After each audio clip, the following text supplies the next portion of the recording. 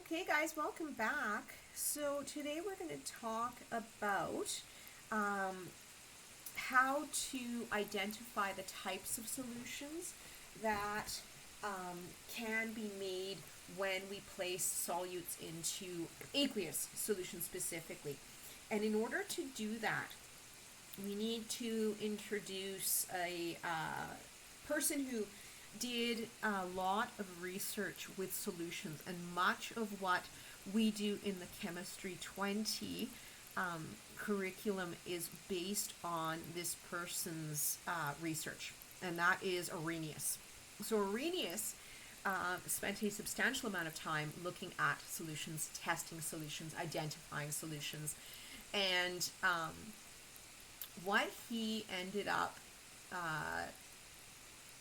initially explaining was exactly what happened when we placed a solute into an aqueous solution. And basically what he figured out was that when you put a substance into aqueous solution, what's going to happen is that those solute particles will separate from each other. And you've seen me draw in previous lessons, you've seen me draw that separation of particles where the partial negative of the water molecule attracts itself to the positive, or the partial positive of the solute, and it pulls that particular molecule away from the other molecule. And remember the previous lesson that we talked about separating solutions into two types, electrolytic and non-electrolytic. And Arrhenius defined electrolytic solutions specifically as solutes that dispersed into electrically neutral particles. And that's an important thing for you to remember, that according to Arrhenius, non-electrolytic solutions result from solutes that are dispersed into aqueous solution as electrically neutral particles, so they don't have a charge associated with them. And an example of that would be C12H22O11. So C12H22O11 is definitely a polar molecule, so it will disperse into aqueous solution, and the water molecules will orient themselves so that the negative end of the water molecule is attracted to the positive end of that particular dipole.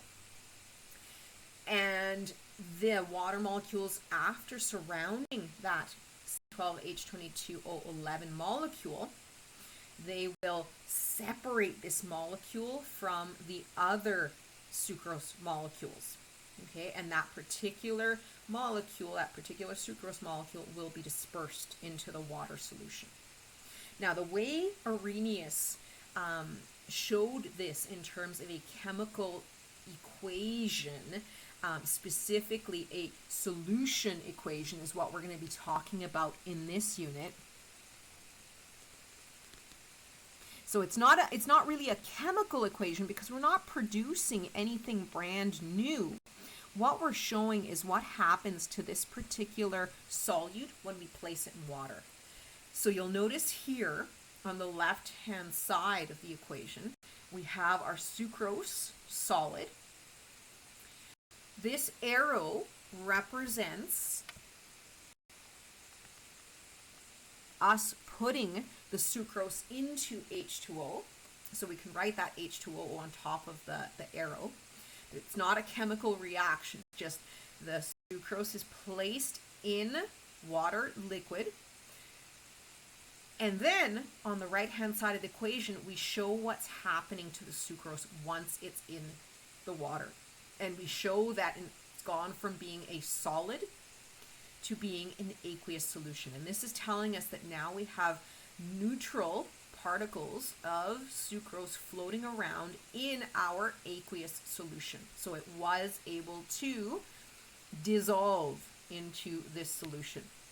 And the other thing that Arrhenius did was he gave the particular solution equations names. And so when we talk about dissolving as, lay people, not as scientists or chemists, we usually refer to anything that kind of disappears into water. We refer to it as dissolving. According to Arrhenius, now we're going to really define that term dissolving. And according to Arrhenius, when we say something dissolves, we're referring to a polar molecular substance. And maybe we should write this down for you. We refer to a polar molecular substance or solute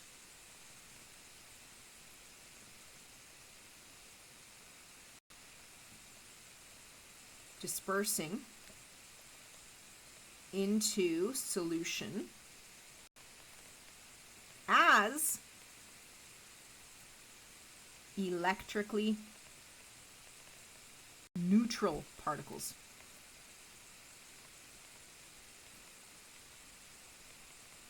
That's the official definition of dissolving according to Arrhenius. Okay, and we show that by writing if something dissolves, if something is polar and it dissolves into solution, we show that by writing a dissolving equation where that particular polar substance is placed in water and it becomes aqueous. So you'll notice that we still have our C12H22 molecule. The Vesper shape of that molecule has not changed. Everything is still attached, forming this particular molecule. The only thing is that now it's an aqueous solution instead of solid. And the reason I am emphasizing the fact that this molecule is still in its entirety is because when Arrhenius defined an electrolyte, he referred to electrolytes as dispersing into electrically charged particles. And in order for that to happen,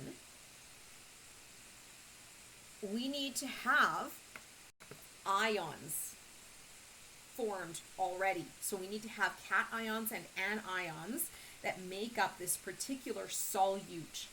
And so you've seen me draw what happens to sodium chloride when we place it in water. But if you look, here's our salt crystal. We've got sodium cations and chloride anions.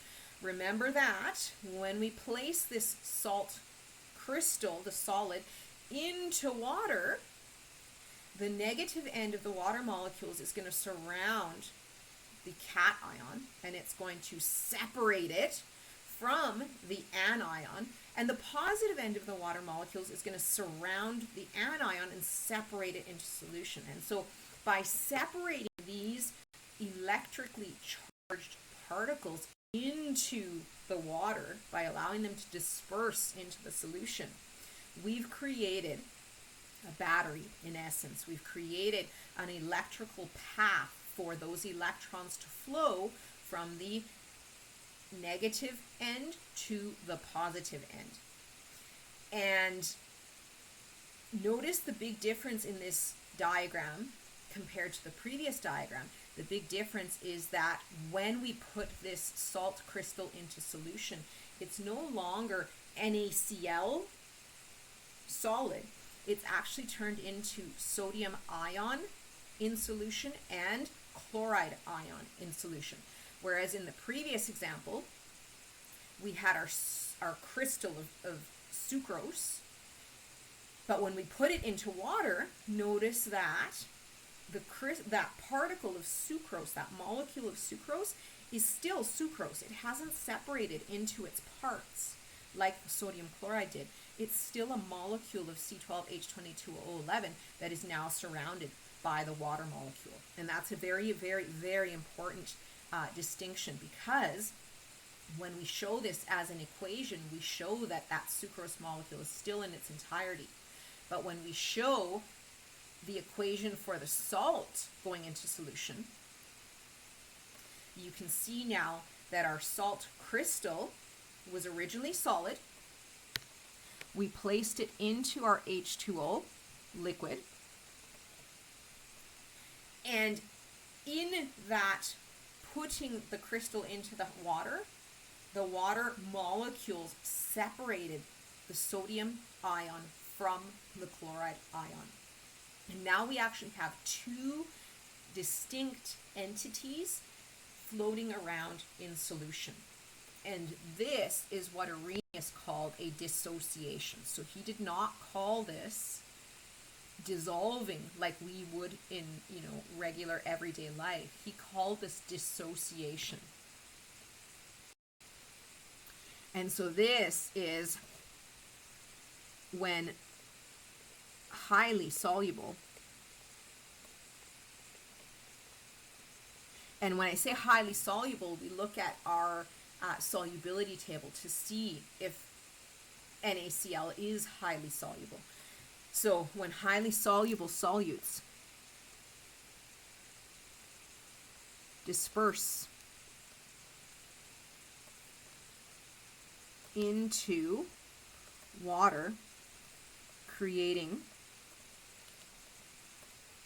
electrically charged particles.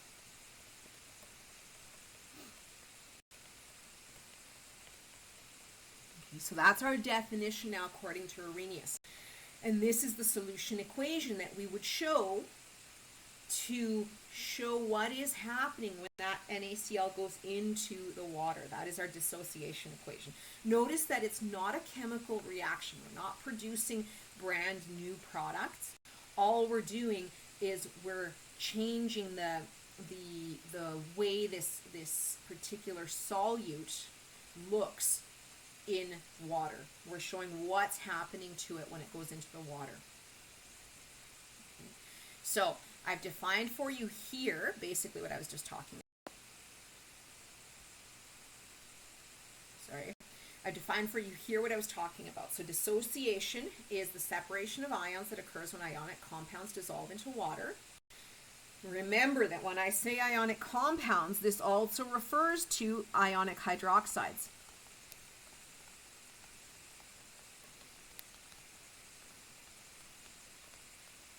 Right? These are our bases, and I've given you an example here. When we put barium hydroxide solid into water, it's going to disperse. That crystal is going to disperse into electrically charged particles, and it's going to disperse into barium 2+ ions, and it's going to disperse into hydroxide ions. But remember that for this particular crystal, this particular salt crystal, for every one cation of barium, there's going to be 2 anions of hydroxide. So we show that there's 2 particles, 2 ions of hydroxide being dispersed into the solution.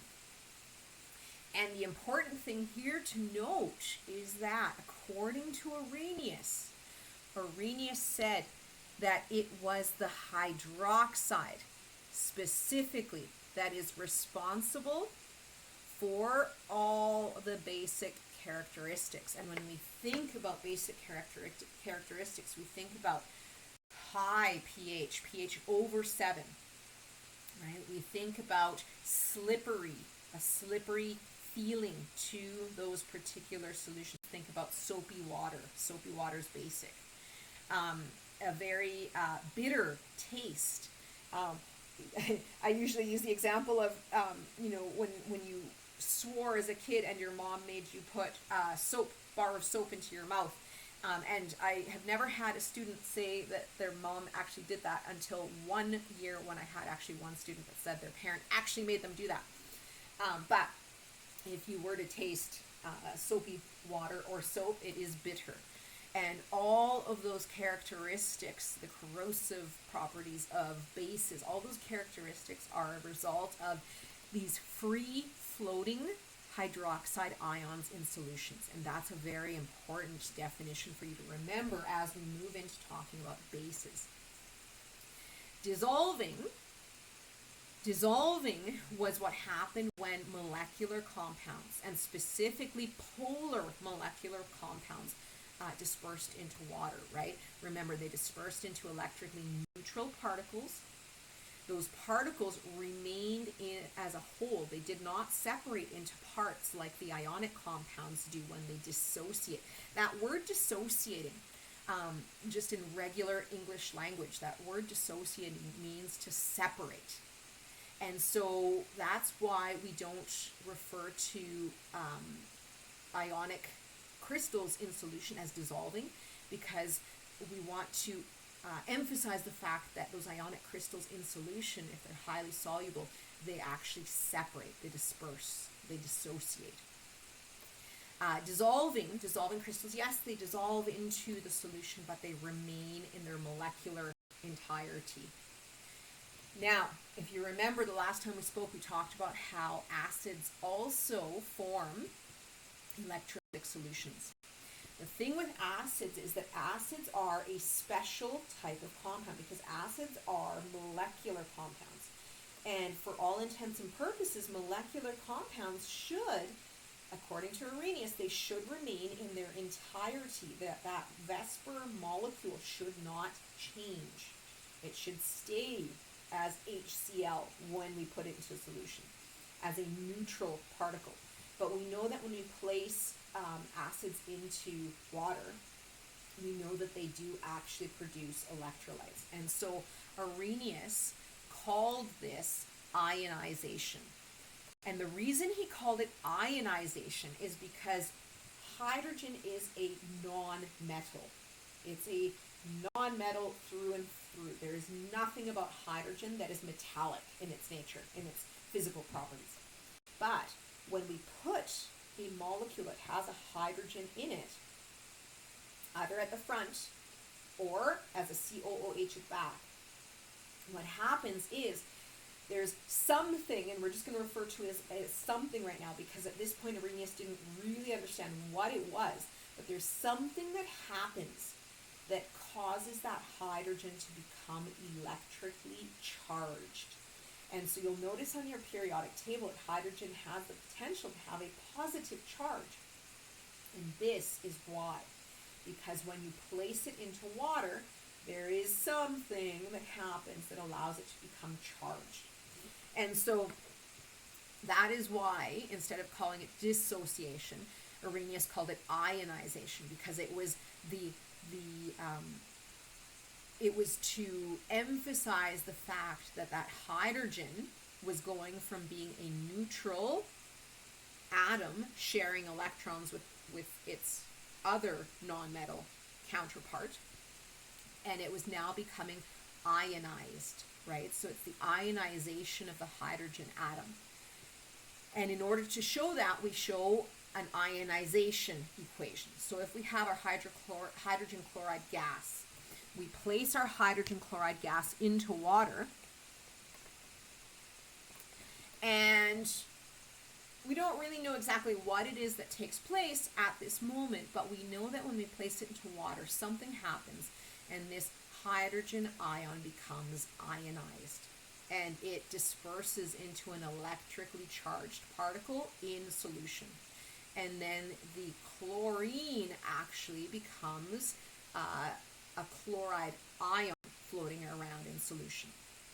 And much like Arrhenius defined bases as resulting from that free-floating hydroxide ion in solution, Arrhenius also realized that for acids, it was the hydrogen ion that was responsible for all the acidic characteristics.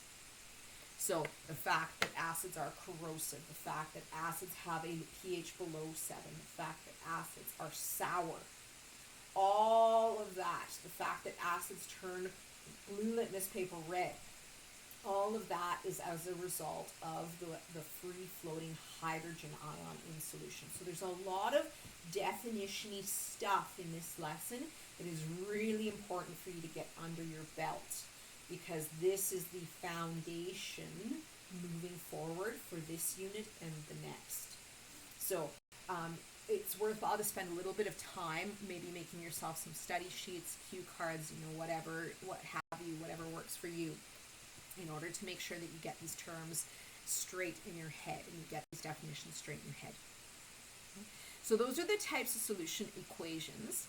I have a couple of extra examples here for acids. Sulfuric acid, when we place it into, or sulfuric H2SO4 gas, when we place it into H2O.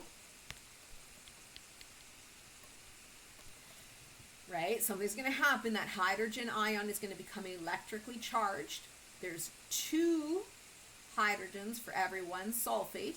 So we end up dispersing 2 hydrogen ions for every 1 sulfate anion in solution. When we get HCOOH gas being placed